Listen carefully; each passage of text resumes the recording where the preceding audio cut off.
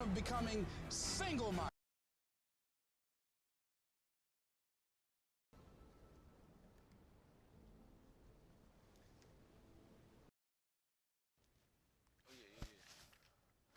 Need her fingerprint.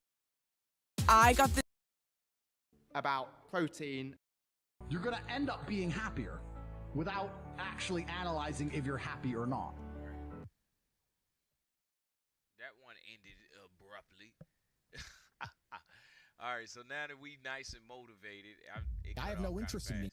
All right, now that we nice and motivated, we're going to get into our topic for today, which is listening carefully. All right? So, Healthy Mental Thursday is just about checking ourselves mostly. Like, just checking you would go to the doctor and you would get I don't know the exact words for it, but the blood pressure checked, you get your ears checked, you get your eyes checked. So it's just about checking ourselves, checking each other, and checking on our own self. So listening, we're gonna get some good old listening stuff in, because God gave us 2 ears to listen, 1 mouth to speak. So you're supposed to listen more than you speak. So effective listening.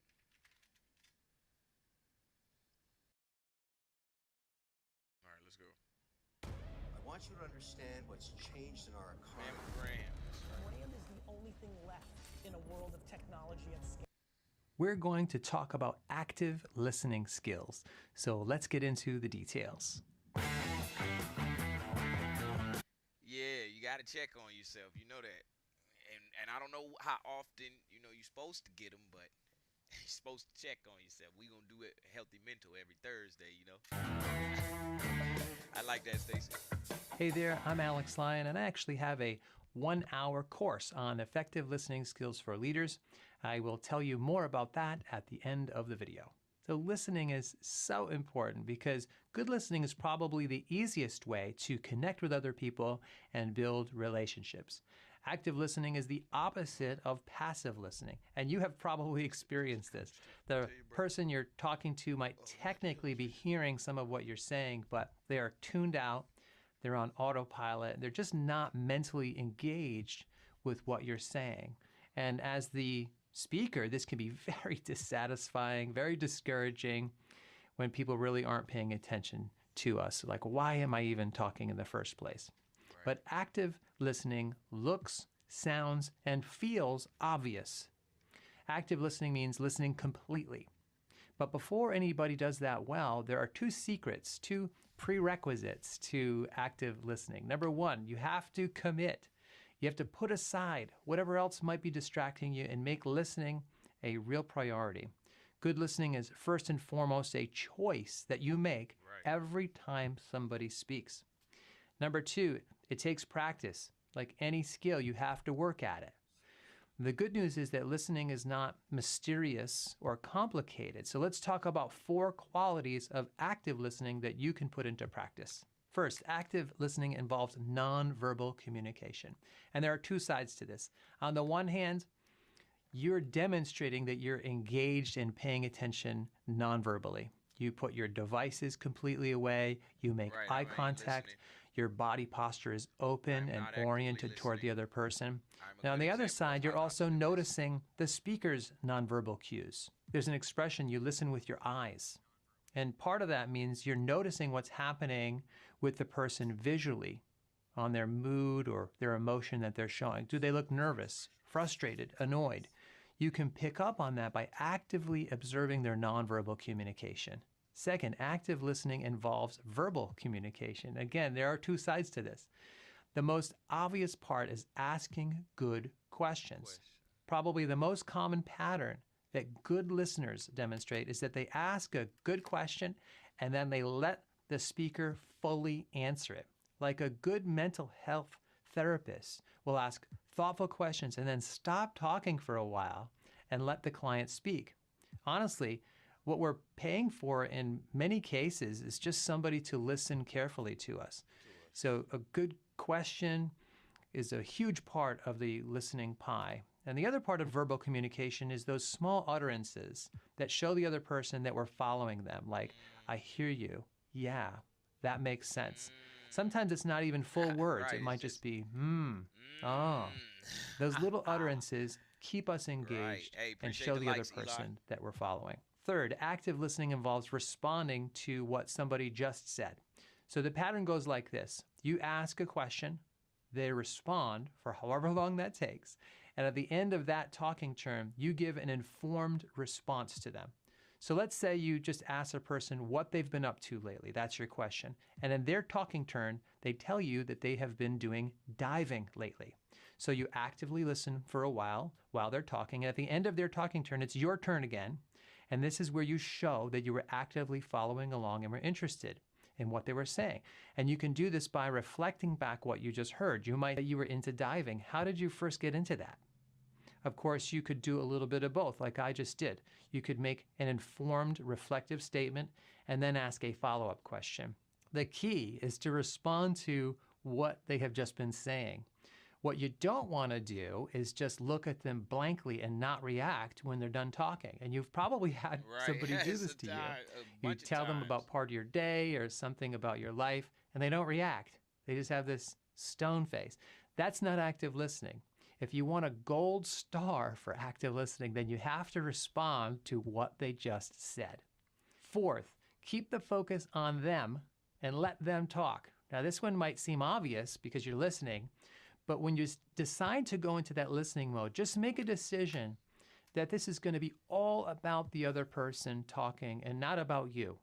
Resist that temptation to jump in with your own story or to change the subject to your favorite topic. Keep your talking turn. Hey, what's up? Welcome to another episode of Expansion Pack. I'm your host, Dan F. Man. It's good to be up in here. Bite down there with me. You know what I'm saying? I ain't got my box necessarily all the way set up for y'all just yet. But we're going to do a little taste shum right now. Let me see if I can get us something to look at, because we got to get our motivation in real quick. And then our topic for today is family matters. Family matters.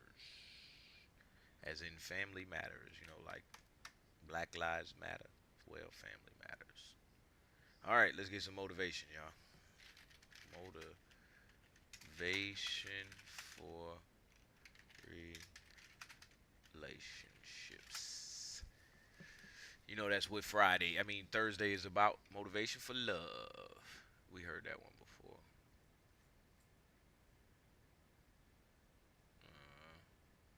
We need more than a minute. Psyched to go be having it, but it ain't what we. Alright.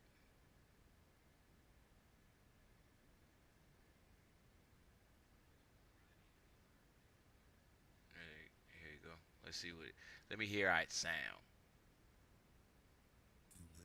Alright, now.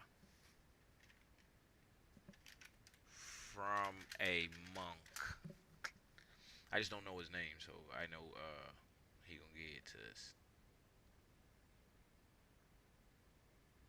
My man's. Life is not gonna get easier. You're gonna lose your mother. You're gonna lose. Oh, Jesus, Lord. People are also gonna hurt you, even though you don't even know what you did wrong. Things like this are going to happen in this life. To wait for better times to come, where the world will be completely in peace, and you can walk peacefully over the street, never having the fear that for better times to come, where the world will be completely in peace, and you can walk peacefully over the street, never having the fear that somebody's going to come and do something to you. It's not going to happen. The world is just the way as it is. If we don't create the better times, nothing's going to happen. Have you ever suffered from overthinking? In today's society, it's a very normal thing to happen to absolutely everybody.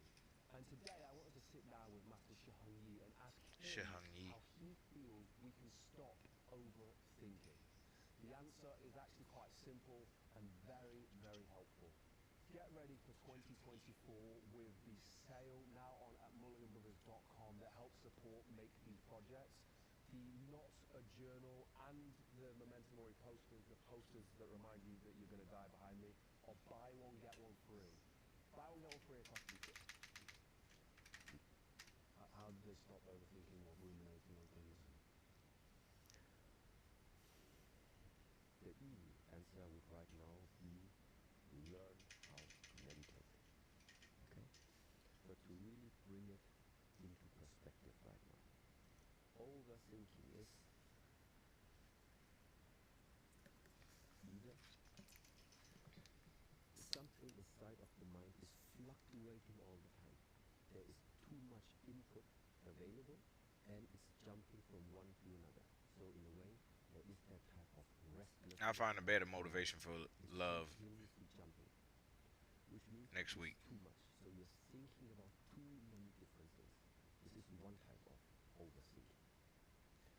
Overthinking can also mean you only have one thing that is like keeping you busy, but you are turning it over and over In again your mind. and never come to any type of conclusion. It's also a type of overthinking related to, let's say, one subject. So these are now simplified, the two problematic states. Problematic if you don't have the ability to switch it off if you want to switch it off. Yeah? If you have the ability to regulate this about yourself, so when you want to be focused, you can be focused. When you want to dream, you can dream. If you want to make your brainstorming, you can open up for brainstorming. If this is the range of adjustment you have about yourself, then it's not a problem. A problem is if you need to stay focused, but then you're shattered. Hey. All right, Zenita 67. Thank you so much for letting me know that. Hold on. Avoid that, or how to really focus when you need focus. Now, I wouldn't say that the right approach would be to state that focus is the only right way. No, we have focus in this life, which means there's a limited type of view you're putting yourself in, because this limited type of view it's the collection of awareness, it's the collection. Marshall. Hitting your goal.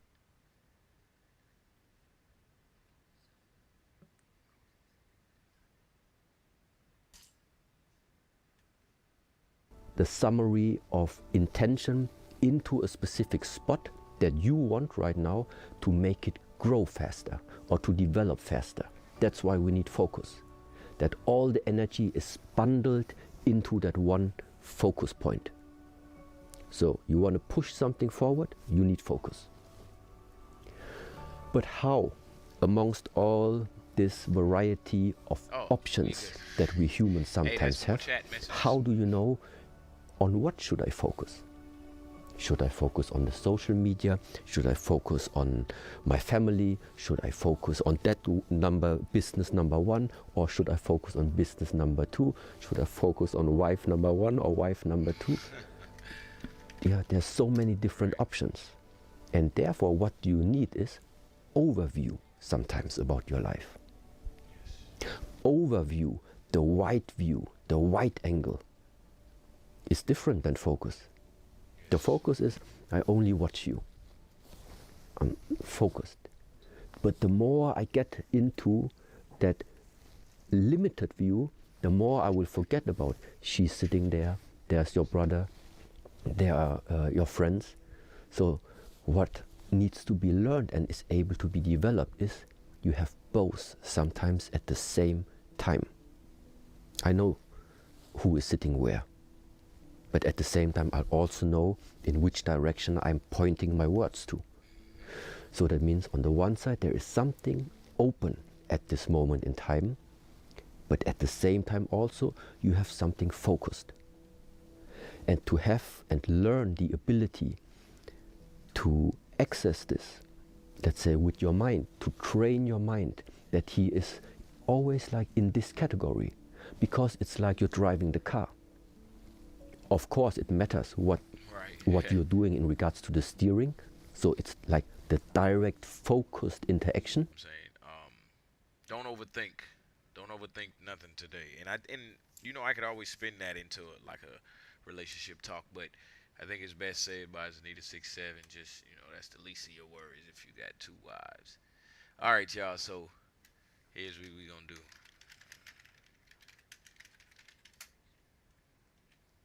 Let's get right into our topic. When Tom Tillis caves to Washington leaders, you pay more. Tom, what's up, Tom? Tom going down. Let me stop playing. All right, let's go. Oh my gosh, now we got Omar. What up, Omar? All right, he out of here too. Here we go. Just give it a second.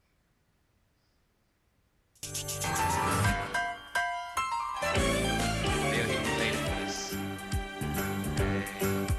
It's a rare condition this day and age to read any good news on the newspaper page. Love and tradition of the grand design, some people say, is even harder to find. Well, then there must be some magic clue inside these gentle walls. 'Cause all I see is a tower of dreams, real love bursting out of every scene. Days go by. We're gonna fill our house with happiness. But we'll smother the blues with tenderness. There's room for you. There's room for me. An opportunity. Days go by. It's the bigger love of the family.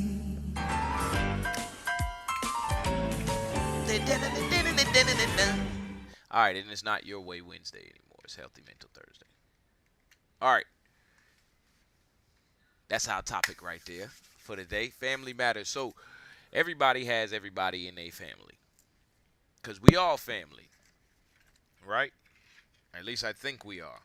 But we ain't going to beat that topic down today. We not. We just going to say that family matters. Family matters. So how do you play?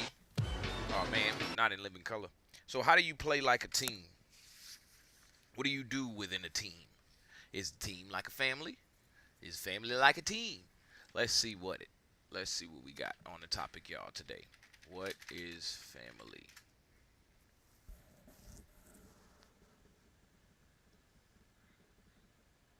Family.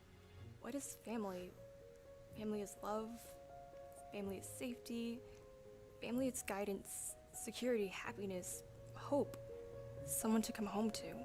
Someone to be in your corner. Someone to play ball with. To support you, help you, laugh with you, love you. That's family.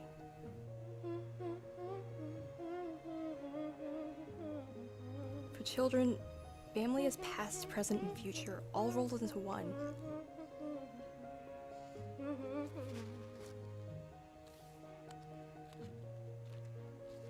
What makes me happy is that every night after dinner, my mom, dad, and I sing.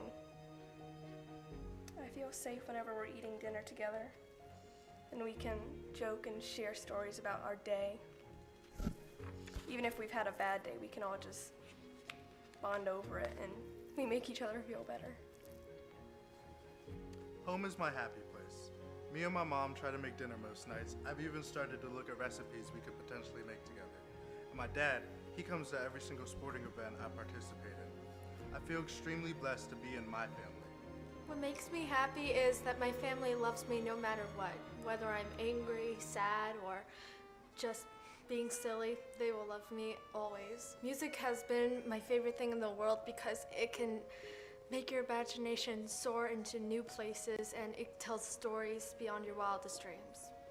What makes me happy is that I know I can go to a loving home. I know that everyone loves me, my family loves me. My mom, every time I have a bad day, she just makes me smile. And my dad, poor dad, every time I come home from school, he tries to cook me dinner, but he burns everything. But that's okay, I know he loves me and he cares for me. Come on, means. And that's what really makes me happy.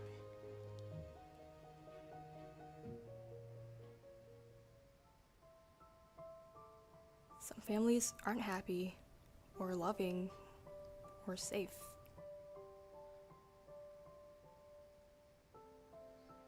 There you go. For children who are abused and neglected, hold on, and abandoned, a safe, loving family is just a dream. One day I come home and everything is gone. Everything changed. Dad's punches hurt, but his words hurt even more. I don't know what happened. All of a sudden, I'm not loved anymore, and home shouldn't be a place where you're hurt at all. Home shouldn't be a place that Hey, hurts. appreciate the like, Stacy. Where you're loved and you feel safe. Not my responsibility. But it's gone. I don't want to live like that ever again. No one should ever live like that. Shouldn't be my responsibility. No. My responsibility. I don't want to live.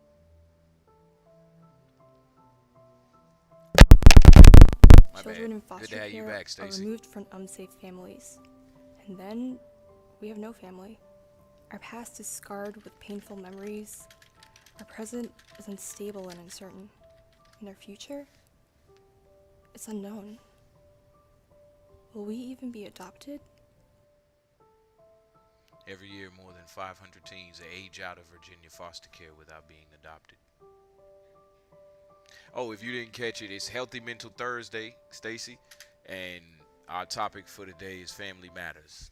Family Matters. Virginia ranks worst in the country for the rate at which teens age out of foster care without permanent family. All right, I just want to see the end of this message too as well. What happens when teens like us aren't adopted? We age out of the system with nothing.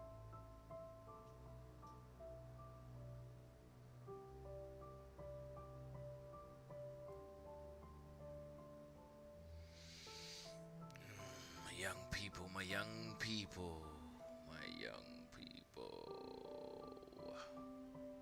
All right, that make me sad. What's their last message? How will you help us? All right, that's their last message. All right, what we was getting is, what is family? That's the question right now. What is family? Let's see what my man's got to say. My little man's. Hi, Mr. Wonderful here. That's You know, what's I up, don't Mr. waste time. Wonderful. I ain't gonna waste none of your time neither. Let's go ahead and skip past it. Institute of Family Studies logo, researching family well-being for over 30 years. Children crossing. Children playing. My family is my brother, me, my mum, and my cat. 2 other brothers, my little brother, and my guinea pigs. 4 other sisters, and 1 brother moved out. Awesome, but a little bit loopy.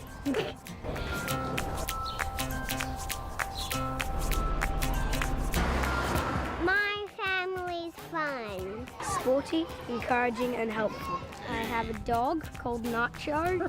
Guys, you're meant to do it as well. Very crazy. Kids can tell it. It's cool having a Family idea. What is the basic treatment of your family? Why I say I ended. Everything kicked off. Everything kicked me off. I might have to leave and come back. Dang. The broadcast you are watching has ended. And if it ain't one thing, it's another. Am I off? Am I online? Am I offline? Am I offline? Am I online? No, I'm still on. Alright. Alright. I wish I had a super chat out there that I can be like, hey, chat, am I here? Chat, you still see me? Anyway, I'm going to just keep talking. Act like I'm here anyway. They say I ended, but I didn't. Alright, anyway. So, family in my mind. First of all, family to me and how I should respond to my family is as follows. All right, so to me, I have my immediate family, the ones I see every day. But that doesn't give you a definition. I say that to say these are the people that I am closely sharing life with, closest sharing life with.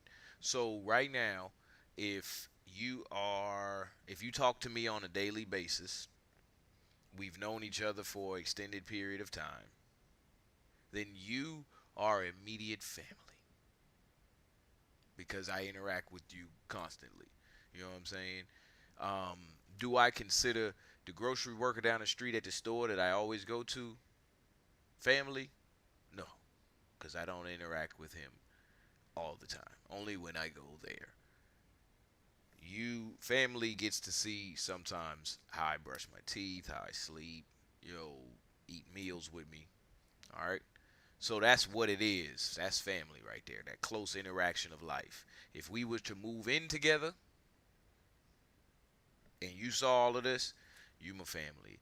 I don't really that just labeled it for me because I don't really think I would move in with a friend.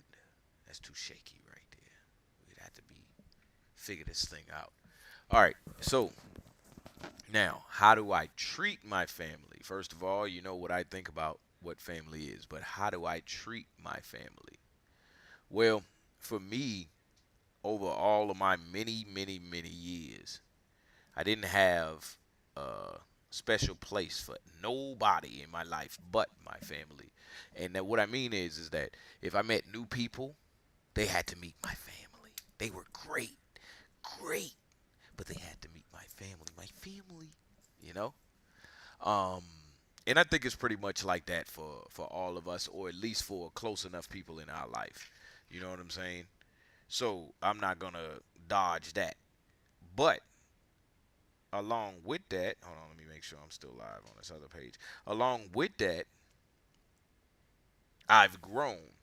And can I say I include some people that were friends to be like in the family category? Yes, I just don't see them all the time. So that part right there is a little tough, but that's okay. Now, if I'm mean to you as my family now, if I'm nice to you as my family now, if we talking as family now, you do get a reserved space in my heart and in my emotions and in my feelings. That's something I can't throw away. Family is something. Oh, I don't know, Stacy. Are you back? Are you back? Let me know if you back. Type in the chat if you back, Stacy. Let me know. All right. So, yeah, it just kicked me off of everything. I don't know. I be doing too much apparently. All right, let me get it back on the TV. Now, you do have a reserved spot in my heart if you are family. Now, if I meet you and you are a new person, then yeah, I file you as new person and you get this, and that. If you are a friend I've known for, all right, good to have you back in here. All right, hopefully that won't happen again. If you are a friend and I know you get this spot, but family is this spot. So that's what we're gonna say. So let's say, for instance, I get into an argument with my kids. All right, they will get a different treatment as if I was to get into an argument with my friend. If I get in an argument with my friend, it's more so based on, do I want to keep this friend or do I want to lose this friend? And do I want to grow with this friend or do I want to destroy the relationship with this friend? You see what I'm saying? And we know, if you've dealt with me, you know the lever is more closely all the time pushed to growing with this person, this friend. All right? But when it's family, it's a whole different set of rules. So it's more so based on, do I want to interact, period, with this person? Because I've seen such a long-term effect of my actions on the growth of my family that it's like, yo, I think I need to see less interaction to see how I would grow, as opposed to giving more and more and more and more and more. Now my kids is different, but for family members, I think less interaction sometimes seeds their growth more than the interaction that I've been given over these last couple of years. But that spot in my heart is still reserved for them. So let's say, for example, I got in an argument with my mom. I'm not just going to, you know, it's going to be based on, here's the rules of it. It's going to be based on, can we grow from this conversation? Because conversation with somebody you've been talking to for 30 years doesn't sound like, what did you eat for breakfast every single day? Somebody you've been talking to for 30 years sounds like, dog, move over. You too close. As opposed to, hey, can you slide over? With somebody you ain't known for that long. Hey, can you slide over just a taste? Dog, I've been talking to you for 30 years. You know that this is my side. Get out of here. And you know that causes all kind of friction with people when you approach and you talk to people like that. Now, let's say my child, you see what I'm saying?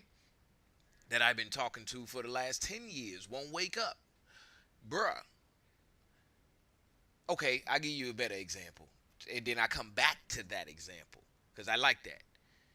My friend, my best friend that I've known for 2007, 2008, that's 8, and we put 9 on that. 17, he didn't wake up for class. At that point, I only had known him for about a year, not even a year, probably like some months, maybe a school semester. And because I've been talking to you for 10 years. You see what I'm saying? So for me, the treatment of my family, and we know these things, it's common, it's a sort of common sense, but it's not when you start to get into foreign territory. So 30 years with my mom hasn't been 30 years of adulthood. 15 of those years I was going through adolescence. You see what I'm saying? And childhood and all of those words that you can put on to that.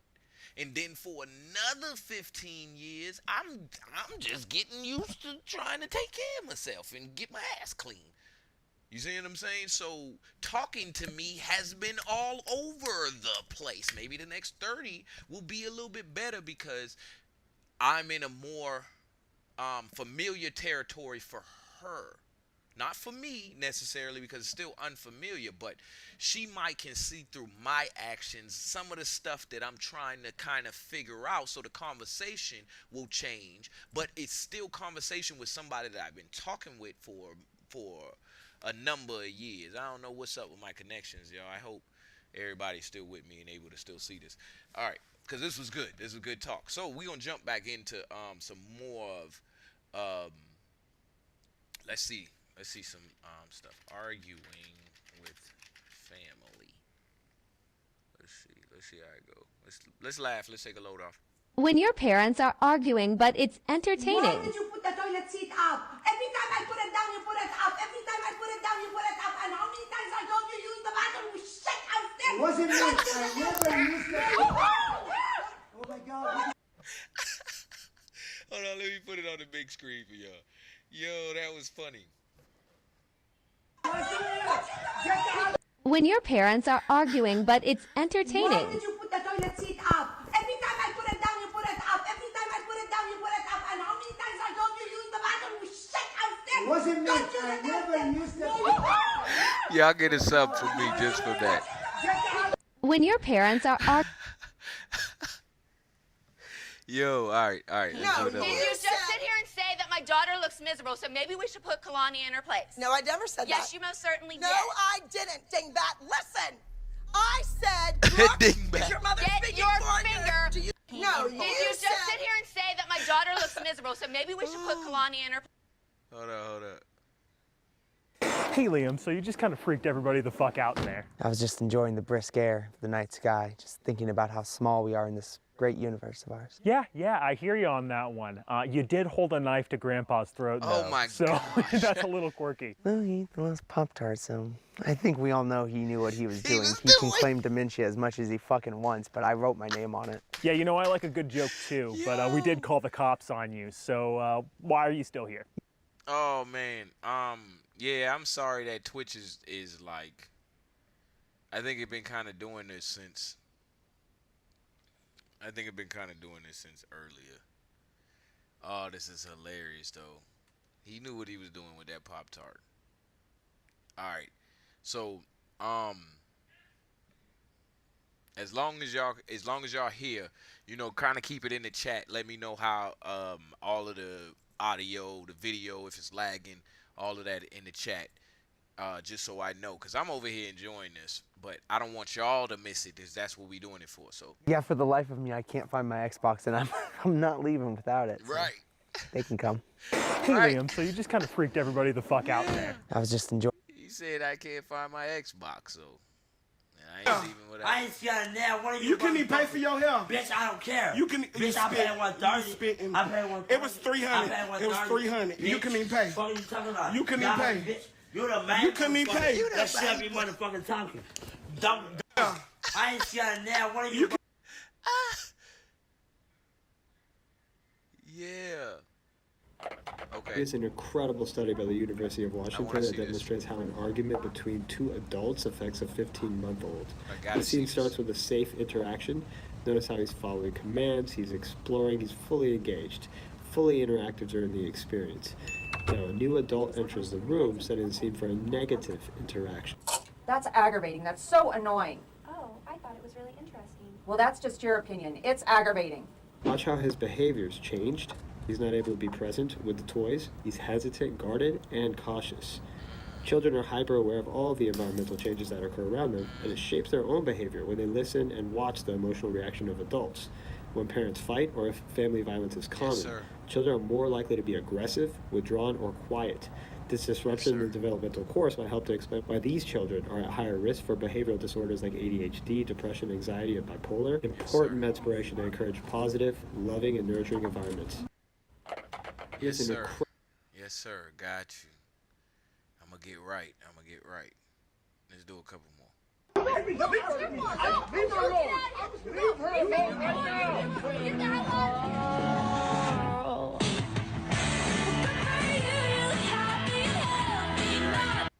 Yeah, I wish. All right, last one. You ain't got any respect. You're too smart.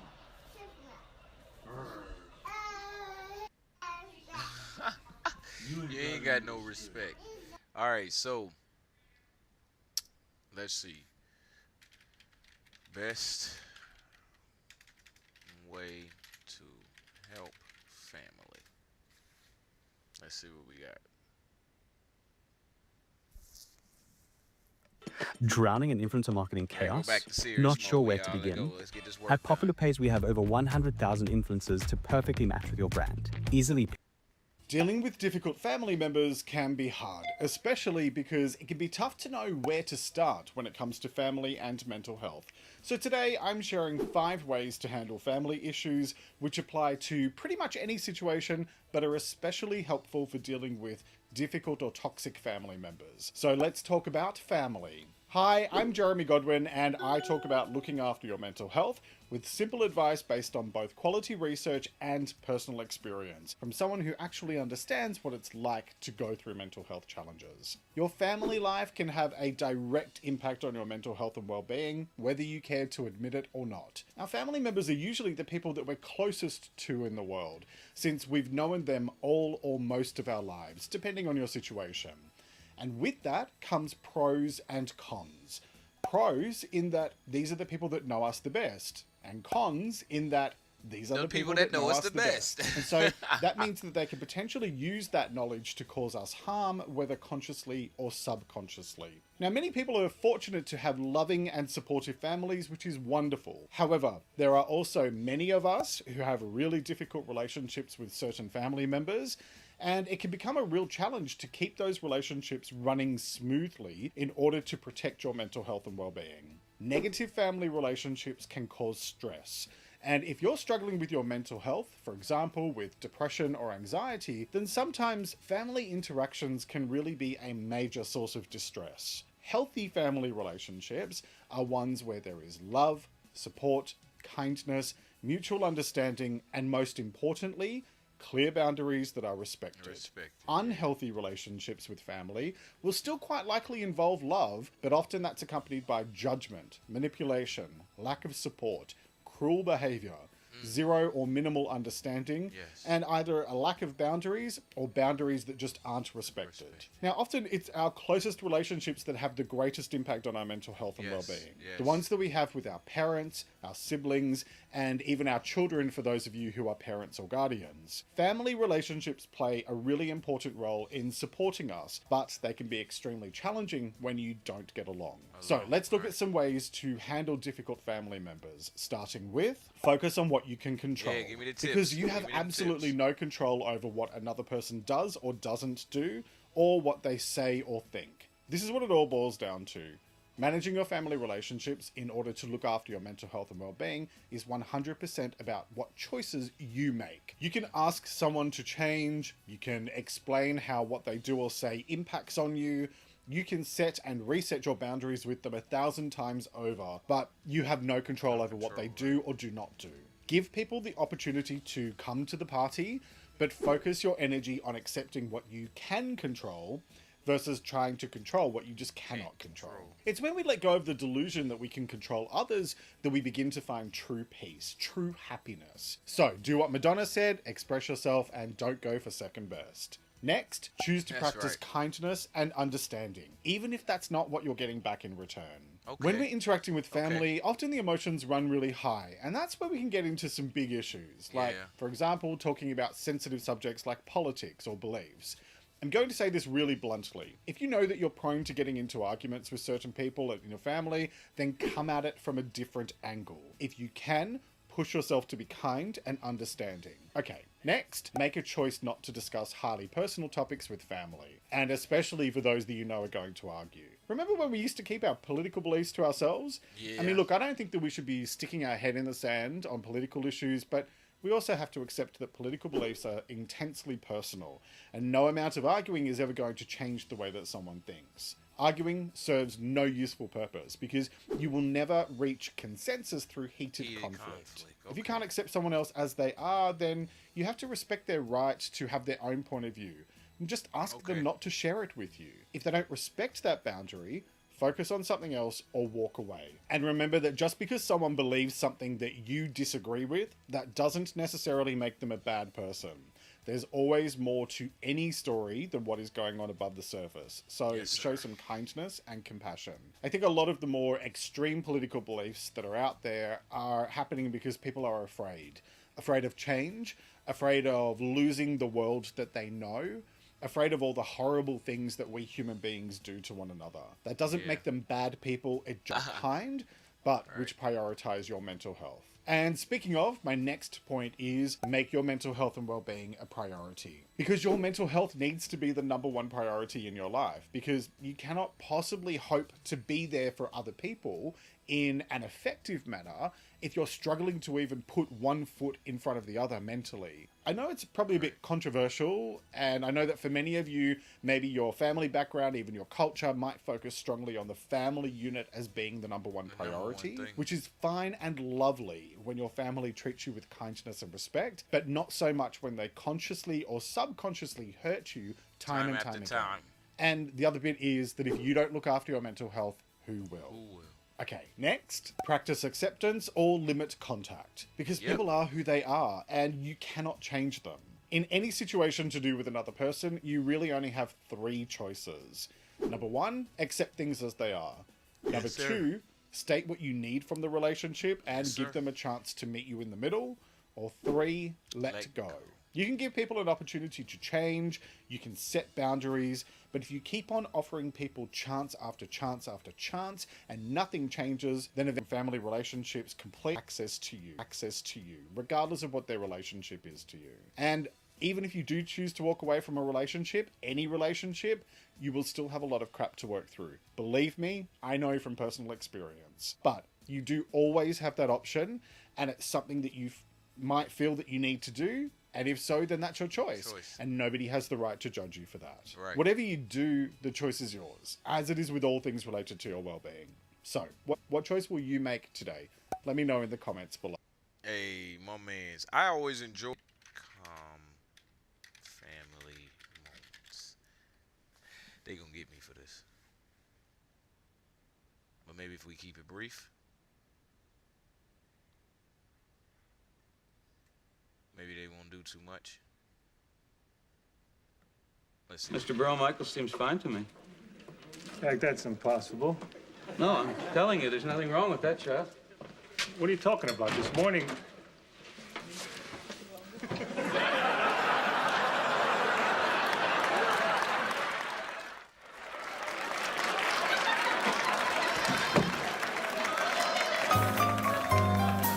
Mr. Burrow Michael seems fine to me.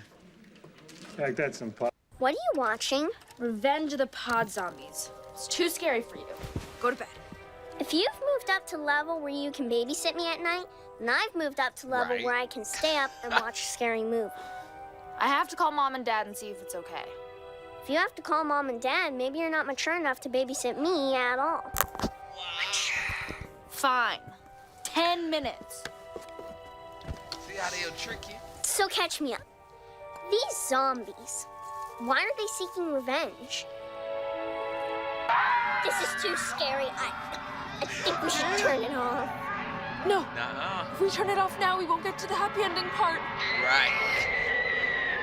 There is no happy ending part. What do you want? Yeah. All right, no more. Hold on, wait. We gotta get one more.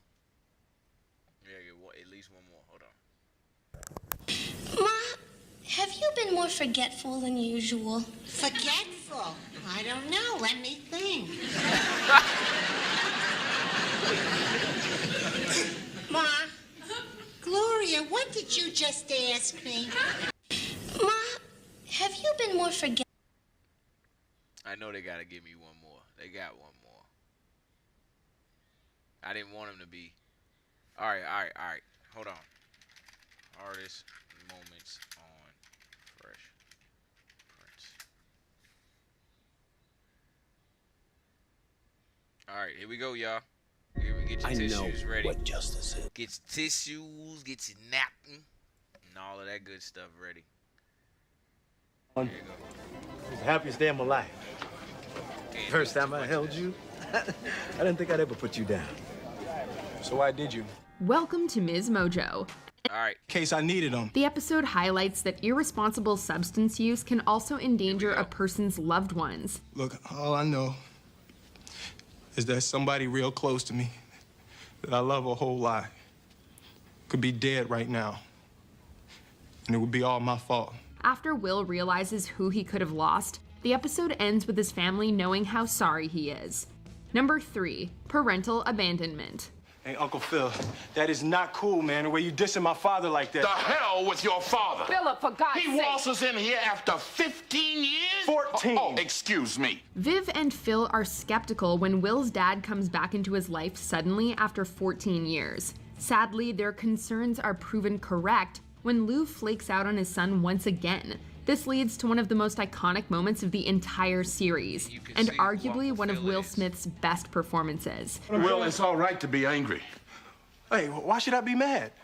I'm saying at least he said goodbye this time. The emotion is so raw that you can't help but get choked up during his heart-wrenching monologue. He's so convincing that many believed he was drawing on his own experiences. While it turns out that this situation didn't happen in the actual Will's life, his acting brought an all-too-real issue to the forefront. Because ain't a damn thing he could ever teach me about how to love my kids.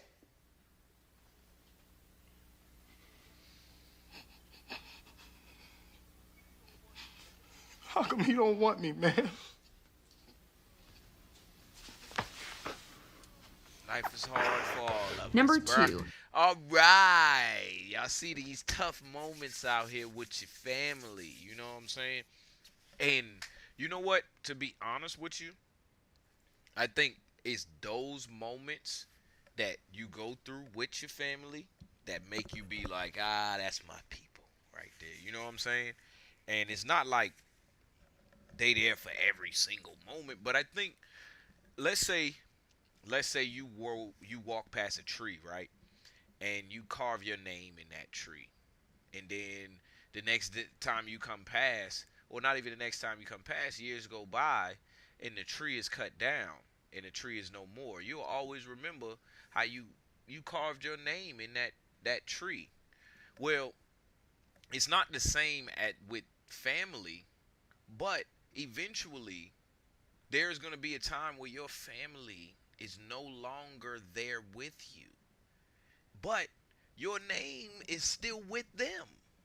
Their name is still with you. And so you don't get to see them grow. You don't get to see them grow anymore because maybe they're here and you're there, but they're still with you.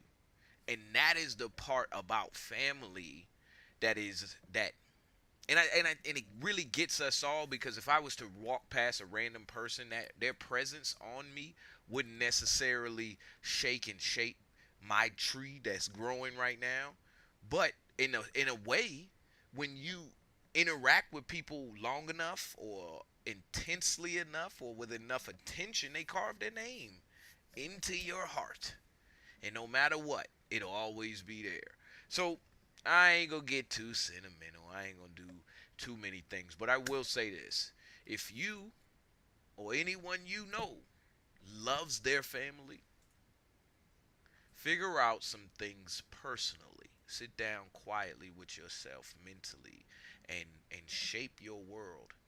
And then go at it and come back and repeat again. Because when I think about all of the different outcomes, all of the different ways, and quite frankly, all the different people that's on the planet, we are family. And if we ain't getting along, then that means somebody not going to be here eventually somehow. And it may be us, it may be you, or it may be our reality in itself, because they blowing shit up every day. All right, with that being said, we're gonna get up out of here. This has been another episode of Expansion Pack. I'm your host, Dan F. Man. This was good talk. It's a good talk because family matters to us all.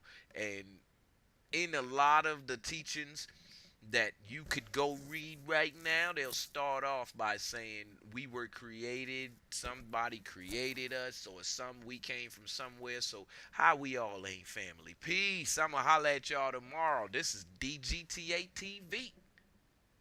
All right, y'all, I'm out. See y'all tomorrow. Fun Fridays. We'll have a little bit more fun than we did today.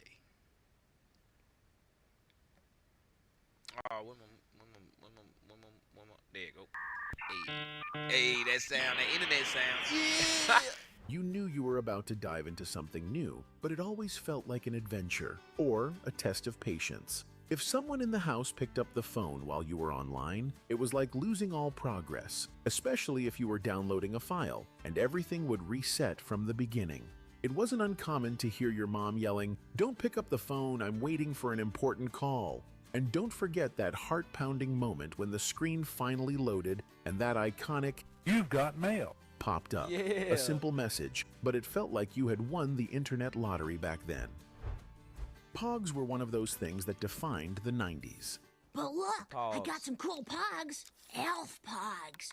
Remember Elf? They were everywhere, at school, in kids' pockets, and on the playground. The game itself was simple, but the fun was endless. You'd gather with friends, each with their own stack of pogs. Hey, what's out? Welcome to another episode of Expansion Pack. I'm your host, Dan F. Man. It's good to be in here again. We made it through another week in here, y'all. It's Fun Friday again, and I can't say enough. It's good to make it through. So what we're going to do is we're going to do our motivation. I ain't going to hold y'all up too long. We're going to get that started. Hold on, I got some new subs. Thank you, DGTA, for the subs. We got 2 more subs to go to reach our goal of 50 subs. But nah, I'm going to go ahead and get y'all motivation for the day. We're going to go from there. 1 second. Is an AI work assistant. It helps high output people 10x their productivity. Here's how it works. Motion's note taker joins. For the things that I'm wanting and believing, I just have to do everything possible that's within my power. And there's some things that aren't within my power, and that's where I trust God. But what isn't within my power, it's whether it's getting the proper sleep, whether it's learning your lines, whether it's researching the character, whether it's working out or eating healthy, or, you know, whatever it is that you need that's gonna make you better at what you wanna do, it's doing every single